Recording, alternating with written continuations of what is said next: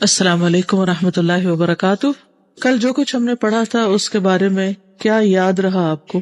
تو بیسیکلی بات یہ ہوئی تھی کہ نیند اللہ سبحانہ تعالیٰ کی نعمت ہے اور نیند کا آنا اللہ کی نشانیوں میں سے ایک نشانی ہے، اور پھر اللہ سبحانہ تعالیٰ نے ان نشانیوں پر غور و فکر کرنے کے لیے بھی کہا ہے ہم کو، اور پھر یہ کہ ہمیں عملی طور پر اپنے نیند اور بیداری کے اوقات کو منظم کرنا ہے اور ان اوقات کو عبادت بنانا ہے۔ یہ کسی نے ایک ریسرچ بھیجی تھی کہ زیادہ رات گئے تک جاگنا بچوں کے دماغ کو کند کر دیتا ہے۔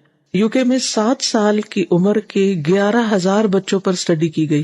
7 سال کی عمر کے 11,000 بچوں پر یہ ٹیسٹ کیا گیا، اور اس کے بعد یہ بات سامنے آئی، نمبر 1، جن بچوں کے رات کے سونے کے اوقات منظم نہیں ہوتے یا وہ رات کو 9 بجے کے بعد سوتے ہیں، یعنی دیر سے سوتے ہیں، ان کی ریڈنگ اور میتھس میں کم سکور آتے ہیں۔ دوسری بات یہ سامنے آئی کہ نیند کی کمی قدرتی جسمانی ردم کو متاثر کرتی، جس کی وجہ سے ان کی لرننگ کی صلاحیت بھی کم ہو جاتی ہے، ایبلٹی کم ہو جاتی، ویکنس ہو جاتی ہے، اس میں یہ گراسپ نہیں کر پاتے ہوں گے نا پوری طرح۔ نمبر 3، یہ اثرات مجموعی طور پر لڑکیوں میں زیادہ تھے، مجھے لگتا ہے کہ عورتوں کو سونے کی زیادہ ضرورت ہوتی ہے۔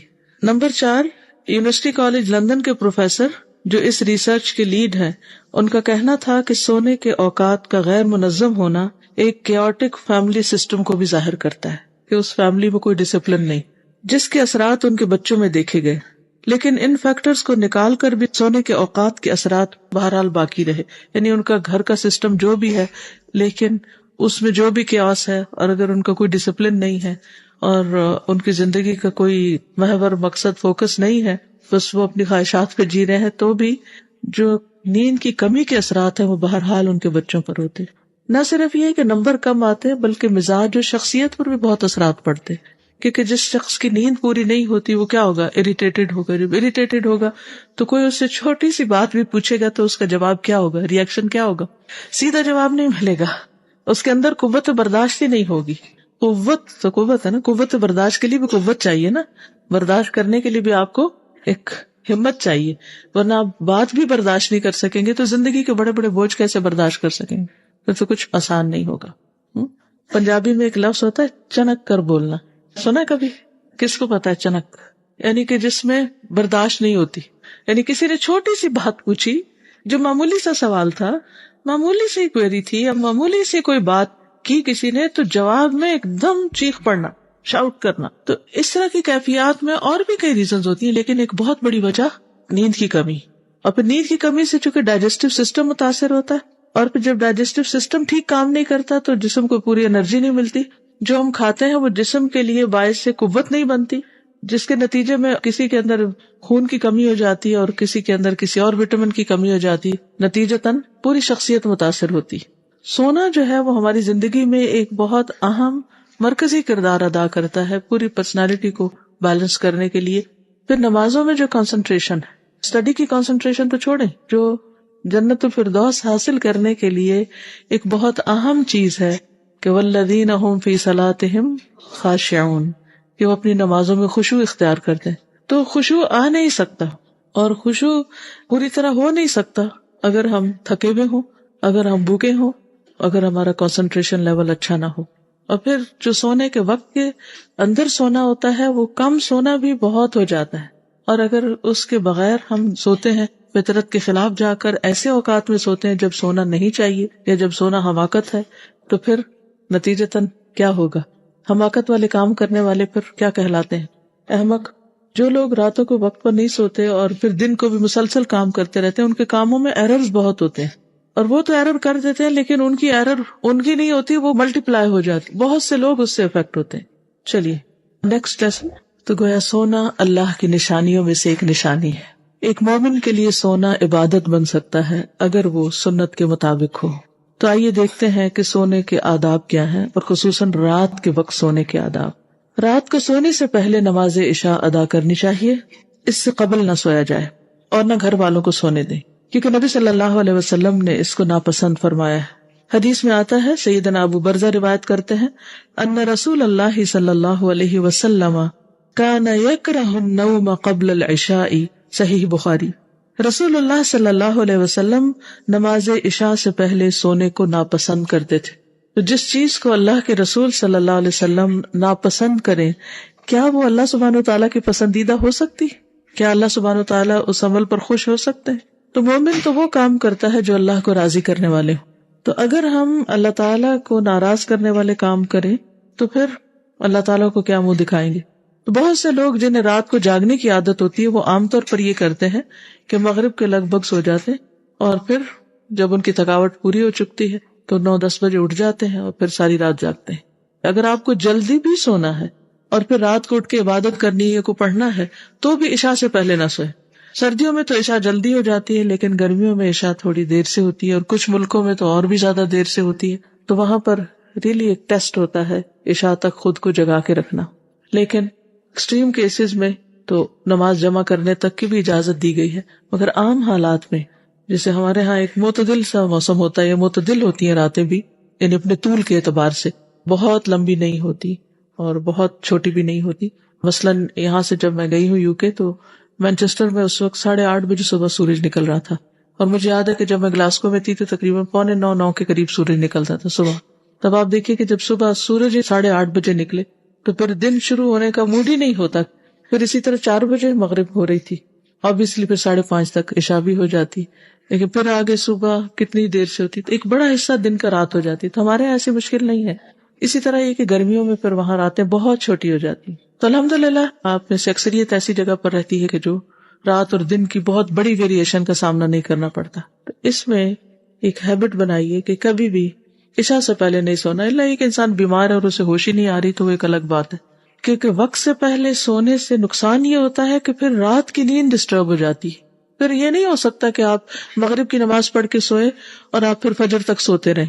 نماز تو بہرحال پڑھنی ہی ہے، لیکن اگر نماز نہیں بھی پڑھنی، بعض اوقات ایسا بھی ہوتا ہے کہ نماز نہیں پڑھنی اور آپ کہتے ہیں کہ اب تو میں سو سکتی ہوں، اب تو عشاء پڑھنی نہیں، تو بھی پھر آپ کی آدھی رات میں آنکھ کھل جائے گی، پھر آپ اٹھیں گے، پھر آپ دوسروں کو ڈسٹرب کریں گے اور صبح کے وقت پھر آپ پہ غنودگی آ جائے گی. جب سب اٹھ رہے ہوں گے تو آپ کو سونے کی ضرورت پیش آئے گی. تو ایسے میں پھر وہی مسائل جنم لیں گے جن کا ہم نے کل ذکر کیا تھا، تعلقات کی خرابی اور اینٹی سوشل ہونا اور طبیعت کے اندر ایک اریٹیشن کا پیدا ہو جانا، قوت برداشت کا کم ہونا وغیرہ وغیرہ. باقی نقصان تو جو ہے سو ہے. سب سے بڑی بات یہ کہ نبی صلی اللہ علیہ وسلم نے اس کو ناپسند کیا. تو جب شدید بھی سونے کو دل چاہے تو فوراً سوچے کہ اگر اس وقت اللہ کے رسول صلی اللہ علیہ وسلم میرے گھر میں ہوں اور وہ مجھے دیکھ رہے ہوں تو کیا میں جرأت کروں گی بستر کی طرف جانے کی؟ کبھی بھی نہیں. کبھی ماں باپ کے ڈر سے ہم نہیں جاتے بستر کے قریب، یا کسی بڑے کے یا کسی مہمان کی وجہ سے یا کسی اور وجہ سے. تو جس کسی کی وجہ سے بھی ہم نہیں سوتے تو اس سے زیادہ حقدار ہیں اللہ کے رسول صلی اللہ علیہ وسلم کہ ہم ان کے کہنے پر عشاء سے پہلے نہ سوئیں. پھر نماز وتر کا اہتمام کرنا. وتر رات کی آخری نماز ہے. تہجد کے لیے بیدار نہ ہونے کا اندیشہ ہو تو وتر پڑھ کر سوئیں. سیدنا جابر رضی اللہ عنہ سے روایت ہے کہ رسول اللہ صلی اللہ علیہ وسلم نے فرمایا، من خاف اللہ یقوم من آخر اللیل فلیوتر اولہ. صحیح مسلم. جسے اندیشہ ہو کہ وہ رات کے آخری حصے میں نہیں اٹھ سکے گا تو وہ رات کے پہلے حصے میں ہی نماز وتر پڑھ لے. اب آپ سوچ رہے ہوں گے کہ ہم تو سونے کی بات کرنے جا رہے تھے، تو یہ نمازوں کا ذکر کہاں سے آ گیا؟ عشاء کا ذکر، وتر کا ذکر، اس کا سونے سے کیا تعلق ہے؟ تو آپ بتائیں گے کیا تعلق ہے سونے سے؟ اگر ہم سونے کو عبادت بنانا چاہتے ہیں تو عشاء کی نماز پڑھے بغیر سونا عبادت پھر کیسے ہوگا؟ اور رات کا آغاز ہی ہم نبی صلی اللہ علیہ وسلم کے حکم کی خلاف ورزی سے کر لیں تو پھر عبادت کہاں سے ہوگی؟ یعنی جو شخص نماز عشاء پڑھے بغیر سو جائے یا وتر پڑھے بغیر سو جائے اور صبح اٹھنے کی نیت بھی نہ ہو، صرف فرض پڑھ کے سو جائے، تو کیا اس کی رات کی نیند عبادت بن سکتی؟ نہیں. ٹھیک ہے.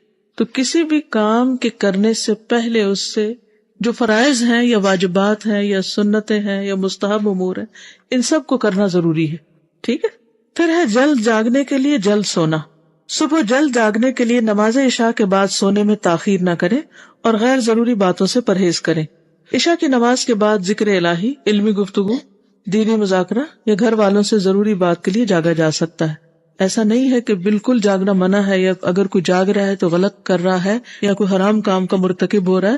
ایسا نہیں ہے. اس میں اصل چیز کیا ہے کہ مفید کام ہو جو بھی کوئی کر رہا ہو. کیونکہ خاص طور پر اگر عشاء جلدی ہو رہی اور مرد حضرات جیسے انہیں جماعت سے نماز پڑھنی، تو وہ اگر 7 بجے نماز پڑھ کے گھر آ گئے اور سورج صبح 7 بجے نکل رہا ہے تو وہ 7 بجے بیڈ میں شاید نہ جا سکیں، اب انہیں اگر 10 بجے سونا فار ایگزامپل، تو 7 سے 10 کا ٹائم ٹیلی ویژن کے آگے نہیں گزارے یا بازاروں میں گھوم پھر کے نہیں، اللہ کہ کوئی شدید ضرورت ہو. اس وقت کیا کرے؟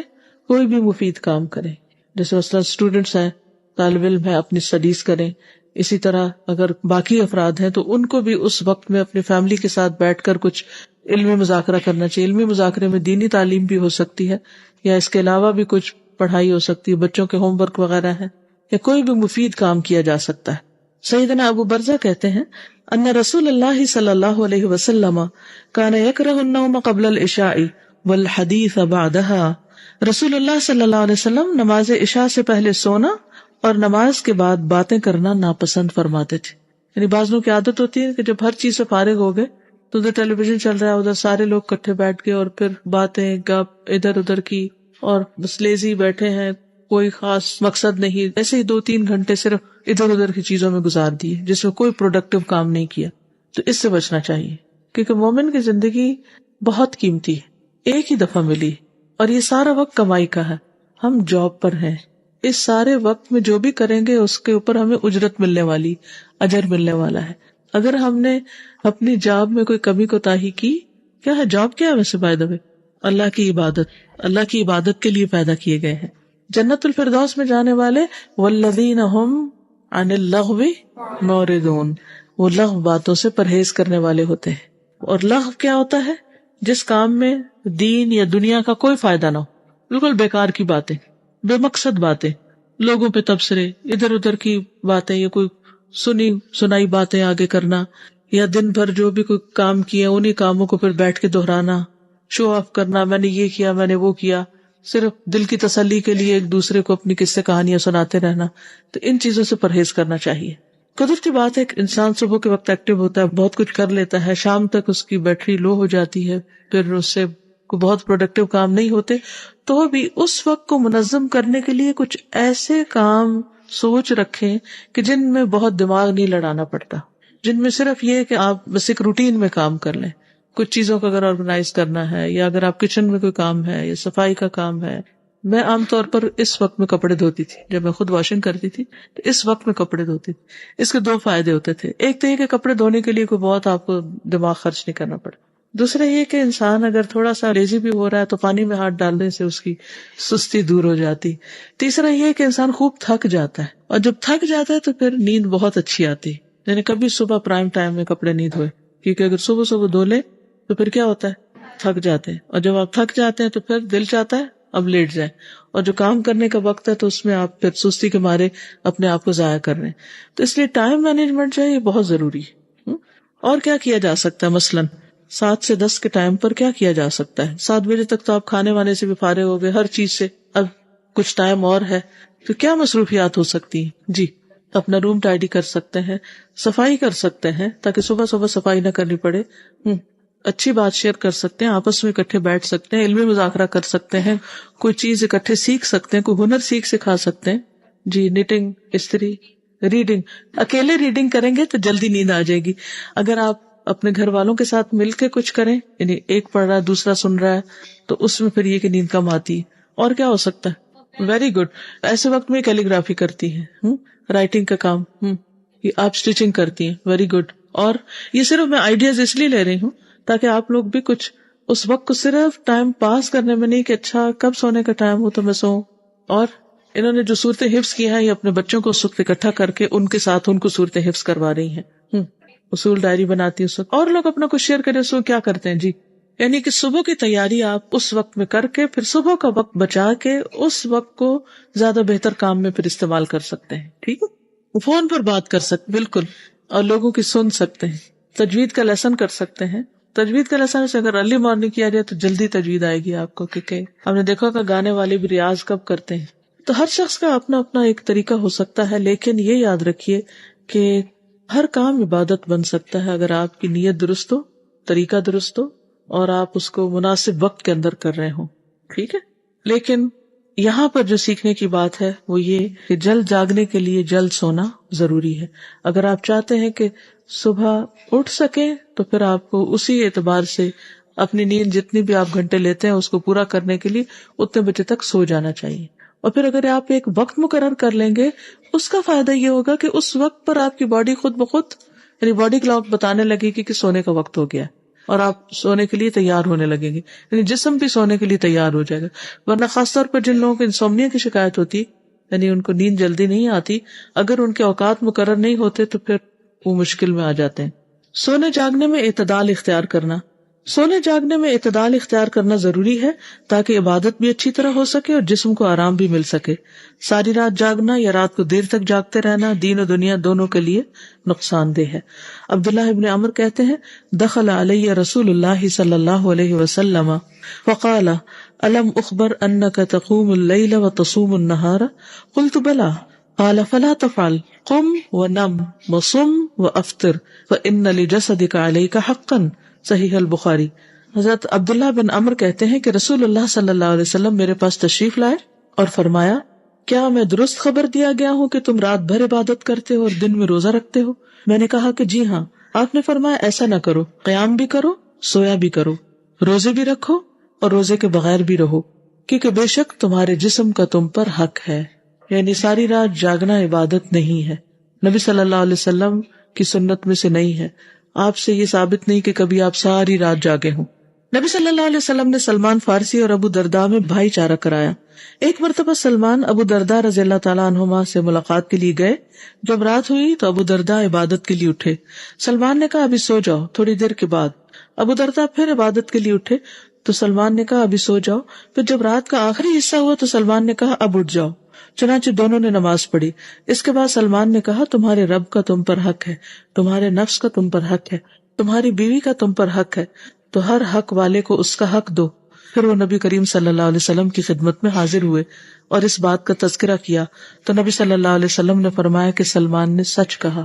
ایک لسٹ بنائیے جس میں آپ اس بات کو نوٹ کیجیے کہ آپ پر کس کس کا حق ہے. اگر آپ کے والدین آپ کے ساتھ ہیں تو ظاہر ہے ان کا حق ہے، اگر وہ نہیں ہے تو پھر اس طرح حق نہیں ہوگا.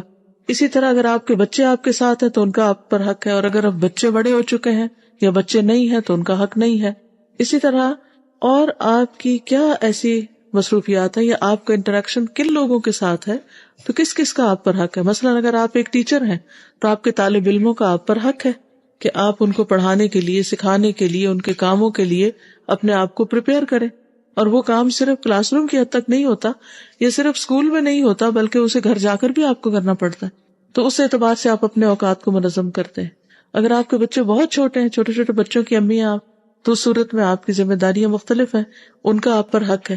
تو وہ کون کون لوگ ہیں آپ کے چاروں طرف کہ جن کا آپ پر حق ہے، اور ان کا حق ادا کرنے کے لیے آپ نے کون سے اوقات مقرر کر رکھے ہیں. یہ بہت ضروری، کیونکہ اگر آپ اوقات مقرر کر لیں گے تو اس سے آپ کے اوپر پریشر نہیں آئے گا، آپ سٹریس میں نہیں آئیں گے، کیونکہ آپ کو یہ معلوم ہوگا کہ کس کا کس وقت حق ہے. ورنہ تو انسان ہر وقت ہر ایک کا حق ادا کرتا رہے تو بھی مشکل ہے، تو پاسبل نہیں ہوتا. مثلاً اگر آپ سمجھتے کہ آپ کے بچے چھوٹے ہیں اور ان کا آپ پر حق ہے تو ٹھیک ہے، ان کو عمر کے اعتبار سے زیادہ توجہ کی ضرورت ہوتی، لیکن ان کو بچپن سے ہی تھوڑا سا انڈیپینڈنٹ کریں کہ وہ اپنے کام کچھ خود کر سکے، یا پھر وہ خود سیلف اسٹڈی کر سکیں، انڈیپینڈنٹلی ہوم ورک کر سکیں یا انڈیپینڈنٹلی ریڈنگ کر سکیں، یا خود اپنے کاموں کو اپنے طور پر کر لیں. اس کے لیے سکھانے میں کچھ مشکل تو ہوتی، لیکن ایک دفعہ اگر آپ سکھا دیں اور ان کو طریقہ بتا دیں تو پھر وہ خود بھی کرنے کو انجوائے کرتے، بلکہ بعض اوقات آپ کی انٹرفیئرنس پر ان کو اچھی نہیں لگتی. تو ہمیشہ یہ کوشش کریں کہ کوئی آپ پر ڈپینڈنٹ نہ ہو. آپ دوسروں کے کام ضرور آئیں لیکن مجبوری نہ بن جائے، اس لیے کاموں کو احسن طریقے سے ڈیلیگیٹ کرنا سیکھیں.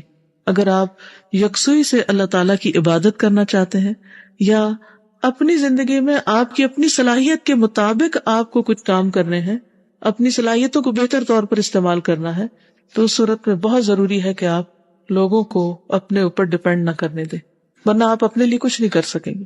کچھ چیزیں نفس پہ بڑی بھاری ہوتی ہیں لیکن ان میں بھی ڈسپلن کرنا پڑتا ہے کیونکہ وہ انہی کے فائدے میں ہوتی. جیسے ایک دودھ چھڑانے کا مرحلہ بڑا مشکل ہوتا ہے، لیکن کیوں چھڑانے کے لیے کہا گیا؟ یعنی کسی اور ریلیجن میں یہ نہیں، لیکن اسلام میں ایک لائن کھینچ دی کہ اس سے آگے نہیں، بس خلاص. اور جنہوں نے اپنے گھروں میں یا جو خود مائیں ہیں انہوں نے دیکھا ہوگا کہ وہ مرحلہ ماں کے لیے بھی اور بچے کے لیے بھی ایک بڑا ہی مشکل مرحلہ ہوتا ہے، اور اس سے بچہ بھی رو رہا ہوتا ہے اور بعض اوقات ماں بھی رو رہی ہوتی ہے. لیکن دونوں کو ہی برداشت کرنا پڑتا ہے، اور اس میں دونوں ہی کی بھلائی ہوتی ہے. کیونکہ اگر بچہ اس حد سے زیادہ دودھ پیتا چلا جائے تو پھر کیا ہوتا ہے، وہ دوسری غذا نہیں لے سکے گا، اور ماں کے لیے فزیکلی بھی ٹھیک نہیں ہے کہ وہ ایک وقت سے زیادہ کیلشیم ٹرانسفر کرتی رہے دوسرے کو. کچھ چیزیں مشکل ضرور ہوتی ہیں لیکن امپاسبل نہیں ہوتی. جی اصل میں یہ سارے امتحان ہوتے ہیں ہمارے لیے، اور محبتوں کے امتحان سب سے مشکل ہوتے ہیں، کیونکہ ہمارا اپنا دل بھی نہیں چاہ رہا ہوتا کہ چھوٹے. جی یہ بات سمجھ آئی، یعنی دوسروں کو اپنے اوپر ایک حد سے زیادہ ڈیپینڈ نہ کرنے دیں. ٹھیک ہے، جیسے اس روز یہ بتا رہی تھی کہ بعض اوقات یہ دوسروں کی کاؤنسلنگ کرتے ہیں تو لوگ پھر ایموشنلی ان کے اوپر ڈیپینڈ کرنے لگتے ہیں. تو اس میں پھر یہ ہوتا ہے کہ دوسرا شخص جو ہوتا ہے وہ کبھی انڈیپینڈنٹلی خود اپنی لائف کے بارے میں ڈیسائیڈ نہیں کر سکتا، اور الٹیمیٹلی آپ پر سب سے بڑی رسپانسبلٹی خود اپنی ہے. یعنی ہم دوسروں کے بھی رسپانسبل ہیں، لیکن ہم اس سے زیادہ خود اپنے بھی رسپانسبل ہیں کہ ہمیں اپنے فرائض بھی پورے کرنے ہیں. ہمیں اللہ نے جو صلاحیتیں دی ہیں ان کو بھی استعمال کرنا ہے. ہمیں دوسروں کو امپاور کرنا ہے. جس سے بھی ہم محبت کرتے ہیں، جس کو بھی ہم چاہتے ہیں یا اس کی خیر چاہتے ہیں یا اس کو گرو کرتے دیکھنا چاہتے ہیں، تو اس کو امپاور کریں. امپاور کرنے کا مطلب یہ ہے کہ دوسرے کو اپنے ہاتھ سے کھانا سکھا دیں، اس کو وہ ٹولز دے دیں یا اس کو وہ ذرائع دے دیں کہ جس سے وہ اپنے لیے خود کچھ کما سکے. مثلا ایک شخص کو آپ مدد دیتے رہتے ہیں، صدقہ خیرات دیتے رہتے ہیں، کیا ہوگا؟ وہ آپ پر ڈیپینڈنٹ ہے. لیکن اگر آپ اس کو کمانا سکھا دیں گے تو یہ کیا ہوگا؟ اس کو امپاور کرنا. ٹھیک، تو ہمیں دوسروں کو امپاور کرنا ہے. یہ نہیں کہ پاور ساری اپنے ہاتھ میں رکھے اور اس کو اپنا غلام بنا کے رکھے. عام طور پر یہ طریقہ ہوتا ہے کہ ہم کیا چاہتے ہیں کہ کنٹرول ہمارے پاس رہے. جو لوگ بھی کام ڈیلیگیٹ نہیں کرتے وہ دراصل اس بیماری کا شکار ہوتے ہیں. تو کسی بھی فیلڈ میں، چاہے آپ گھر میں ہیں، چاہے آپ جاب پر ہیں، چاہے آپ ٹیچر ہیں ایون، تو اس میں کیا ہے کہ دوسروں کو ایسے ٹولز دے دیں کہ جس سے وہ آگے پھر اپنے پاؤں پہ کھڑے ہو سکیں. بغیر منڈیر کی چھت پر نہ سونا. تازہ ہوا والی جگہ پر سونا صحت کے لیے بہترین ہے. اس مقصد کے لیے اگر کھلی چھت پر سونا ہو تو اس کے گرد چار دیواری کا ہونا ضروری ہے. یہ گرمیوں میں جو لوگ سوتے ہیں باہر. سیدنا علی بن شہبان سے روایت ہے کہ رسول اللہ صلی اللہ علیہ وسلم نے فرمایا، من بات علی ظہر بیت لیس علیہ حجار فقد برئت منہ الذمہ. جو شخص ایسی چھت پر سوئے جس کے گرد کوئی منڈیر نہ ہو تو اس کا ذمہ اٹھ گیا، یعنی وہ خود اپنا ذمہ دار ہے. پھر بعض لوگوں کو نیند میں چلنے کی عادت ہوتی، بغیر منڈیر کی چھت پر سونے سے انہیں نقصان پہنچ سکتا ہے. یعنی سوتے سوتے چھت سے نیچے اتر سکتے ہیں یا گر سکتے ہیں. آپ میں سے تو نہیں کسی کو سوتے ہوئے چلنے کی عادت؟ الحمدللہ، یہ بھی اللہ کا شکر ادا کریں، کیونکہ سوتے ہوئے کچھ لوگ بولتے ہیں اور وہ اپنے راز اگل دیتے ہیں، کچھ لوگ چلنے لگ جاتے ہیں. تو کبھی ہم نے ان نعمتوں پر غور کیا اور ان پر شکر ادا کیا کہ ہم ایک سکون کی نیند سو لیتے ہیں اور ہماری نیند میں کوئی خلل نہیں. بعض لوگوں کو سلیپ اپنیا ہوتا ہے، معلوم ہے آپ کو کیا ہوتا ہے؟ وہ سلیپ ایپنیا میں سوتے سوتے سانس رک جاتی ہے، اور پھر جب باڈی میں کافی کاربن ڈائی آکسائڈ جمع ہوتی ہے پھر اچانک ان کو سانس آتی ہے ایک جھٹکے کے ساتھ. تو یہ بھی صحت کے لیے بہت ہی نقصان دہ ہوتا ہے. خطرناک چیز ہے نا، دم بھی گھٹ سکتا ہے. کہ آپ دیکھیں نا کہ آپ کو سانس آ نہیں رہا اور اچانک آپ پھر، تو آپ نے دیکھو کبھی جھٹکے لگ رہے ہوتے نیند میں، کبھی لگے کسی کو؟ تھوڑا بہت تو ٹھیک ہے، لیکن اگر یہ بڑھ جائے تو پھر ٹھیک نہیں. ٹھیک ہے، خیر اس کی دوا بھی ہوتی ہے ہومیوپیتھک میں. لیکن میرا کہنے کا مطلب اور اس مثال کے دینے کا مقصد یہاں پر یہ ہے، جو لوگ ان ساری مشکلات کے بغیر سو جاتے ہیں ان پر اللہ سبحانہ وتعالیٰ کا کتنا بڑا کرم ہے اور کس قدر شکر ادا کرنے کی ضرورت ہے. پھر سوتے ہوئے بسم اللہ پڑھ کر دروازے بند کریں. سونے سے قبل گھر کے دروازے بند کرتے وقت بسم اللہ پڑھیں. سیدنا جابر بن عبداللہ فرماتے ہیں کہ رسول اللہ صلی اللہ علیہ وسلم نے فرمایا، اغلقوا الابواب واذکروا اسم اللہ فإن الشیطان لا یفتح بابا مغلقا. دروازوں کو بند کر لیا کرو اور اللہ کا نام لے لیا کرو، کیونکہ شیطان بند دروازے نہیں کھول سکتا. ویسے بھی اللہ کا نام لینا کسی بھی کام سے پہلے اس کام کو بابرکت کر دیتا ہے. اس کی دلیل کیا ہے؟ یہ جو میں نے بات کہی ہے کہ کسی بھی کام سے پہلے اللہ کا نام لینا اس کام میں برکت ڈال دیتا ہے. شاباش، تبارک اسم ربک ذو الجلال والاکرام. اللہ سبحانہ وتعالیٰ کا نام بابرکت ہے، اور اللہ کا نام جہاں بھی لیں گے، جس چیز پر بھی لیں گے، اس میں سے خیر ہی خیر نکلے گی. تو اب کمرے کا دروازہ بند کرنا ہو یا گھر کا کرنا ہو، جب بھی آپ دروازہ بند کریں تو بسم اللہ پڑھ لیں. آگ بجھا دینا. سونے سے پہلے گیس اور بجلی کے آلات احتیاط سے بند کر دیں. سیدنا سالم اپنے والد سے روایت کرتے ہیں کہ رسول اللہ صلی اللہ علیہ وسلم نے فرمایا لا تترکوا النار فی بیوتکم حین تنامون. جس وقت تم سو رہے ہوتے ہو تو اپنے گھروں میں آگ کو جلتا ہوا نہ چھوڑو، خصوصاً جو لکڑیوں وغیرہ کی آگ ہوتی ہے اور دوسری بھی. سیدنا ابو موسیٰ اشعری نے بیان کیا کہ مدینہ منورہ میں ایک گھر رات کے وقت جل گیا. رسول اللہ صلی اللہ علیہ وسلم کو اس کے متعلق بتایا گیا تو آپ نے فرمایا ان هذه النار انما هي عدو لكم فاذا نمتم فاطفئوها عنكم. بے شک یہ آگ تمہاری دشمن ہے، اس لیے جب تم سونے لگو تو اسے بجھا دیا کرو. سیدنا جابر سے روایت ہے رسول اللہ صلی اللہ علیہ وسلم نے فرمایا اطفئوا المصابیح عند الرقاد فإن الفویسقة ربما اشترت الفتیلة فأحرقت اہل البیت. صحیح البخاری. رات کے وقت چراغ بجھا دیا کرو کیونکہ کبھی کبھی چوہیاں چراغ کی بتی لے جاتی ہے اور گھر والوں کو جلا دیتی ہے. پہلے زمانے میں تیل میں چراغ کی بتیاں ہوتی تھی نا، تو وہ تیل شاید پیتی تھی تو وہ اس کے اندر سے اس دھاگے کو نکال کے لے بھاگتی تھی. اب وہ اگر جلتا ہوا دھاگا ہو تو کیا ہوگا، جس جگہ سے بھی گزرے گی وہاں پر آگ لگ جائے گی، تو اس لیے خاص طور پر منع کیا گیا. ابن عباس سے روایت ہے کہ ایک بار ایک چوہیا چراغ کی بتی گھسیٹتی ہوئی لے آئی اور رسول اللہ صلی اللہ علیہ وسلم کے سامنے چٹائی پر ڈال دی جس پر آپ تشریف فرما تھے، اور ایک درہم کے برابر جگہ بھی جل گئی. تو آپ نے فرمایا اذا نمتم فاطفئوا سرجکم فان الشیطان یدل مثل هذه على هذا فتحرقکم. جب تم سونے لگو تو اپنے چراغ بجھا دیا کرو، اس قسم کا کام سجھا دیتا ہے اور تمہارے گھروں میں آگ لگا دیتا ہے. یعنی شیطان صرف انسانوں کے پیچھے نہیں ہے، وہ جانوروں کے پیچھے بھی ہے، اور خاص طور پر ان جانوروں کے پیچھے جو انسان کو نقصان دے. دشمن جو ہے، دشمن تو ہر وار کرے گا، ہر طریقے سے کرے گا، کبھی خود سامنے آ کے کرے گا، کبھی کسی اور سے وار کروائے گا. آج کل کے دور میں مثلاً کیا ہو سکتا ہے، کیا بند کرنا چاہیے؟ Heaters, gas heaters. کیونکہ گیس چلی گئی اور ہیٹر بجھ گیا اور دوبارہ آئی اور ہیٹر جلا نہیں تو کیا ہوگا؟ کتنی آپ نے ایکسیڈنٹس ایسے سنے ہوں گے کہ جس میں ڈیتھس ہو گئی لوگوں کی. اور کیا بند کر دینا چاہیے رات؟ الیکٹرک ہیٹرز بھی. وہ کیوں؟ شارٹ سرکٹ ہو سکتا ہے اور اس کے اوپر کوئی کپڑا گر سکتا ہے اور اس سے آگ لگ سکتی. جی بعض اوقات مچھروں کے لیے کوئل لگاتے ہیں، وہ بھی ٹھیک نہیں ہوتا. استری تو ویسے ہی بند کر دینی چاہیے، بجلی کا بل بہت زیادہ آ رہا ہے. ایک ریسرچ میں نے پڑھی تھی بہت پہلے، اس وقت میرے پاس کوئی اس کی دلیل نہیں، اگر کسی کو کوئی ڈھونڈ کے لا سکے تو ضرور، کہ اگر آپ چاہتے ہیں کہ آپ کی باڈی پوری طرح فنکشن کرے، یعنی اپنا کام کرے رات کو جو اس نے کرنا ہوتا ہے، تو اس کے لیے ضروری ہے کہ مکمل اندھیرا ہو، کیونکہ تھوڑی سی روشنی میں بھی اس کے کام میں رکاوٹ پیدا ہوتی ہے. تحقیق مزید کر لیجئے، لیکن یہ ایک حقیقت ہے کہ جس وقت روشنی ہو رہی ہوتی ہے اس وقت ہماری نیند، یعنی ڈیپ سلیپ میں ہم نہیں جاتے اور برین پوری طرح ریسٹ نہیں کرتا. اور خاص طور پر آج کل موبائل کی دنیا میں جو ادھر موبائل پڑا ہے یا لیپ ٹاپ سینے سے لگا کے سو رہے ہیں، کہیں ٹیبلٹس پڑی ہیں، کہیں کچھ، تو چاروں طرف سے ریڈیشن ہو رہی ہوتی ہے.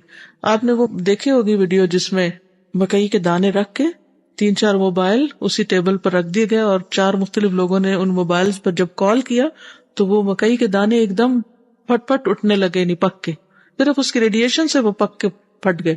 یوٹیوب پر ہوتی تھی، یہ میں نے خود اپنی آنکھوں سے دیکھی ہوئی ہے ویڈیو. جو آپ نے کہا کہ اندھیرا ہونا چاہیے، اس کے پیچھے ہمارا پورا وہی جو پائنیل گلینڈ ہے برین کا، اس میں سے جو ہارمون نکلتا ہے میلیٹونین، وہ ہمارا باڈی کلاک سیٹ کرتا ہے، اور سرکیڈین ریدم سارا جو ہماری باڈی کے اندر کا نظام ہے، ہارمونز کس وقت ریلیز ہونے ہیں، کس وقت کون سے آرگن نے فنکشن کرنا، تو وہ سارا ڈسٹرب ہو جاتا ہے. اگر اندھیرا نہیں ہوگا تو وہ پوری طرح سے وہ سیکریٹ ہی نہیں ہوگا پوری مقدار میں، اور پھر وہ پوری طرح فنکشن ہی نہیں ہوگا باڈی کے اندر.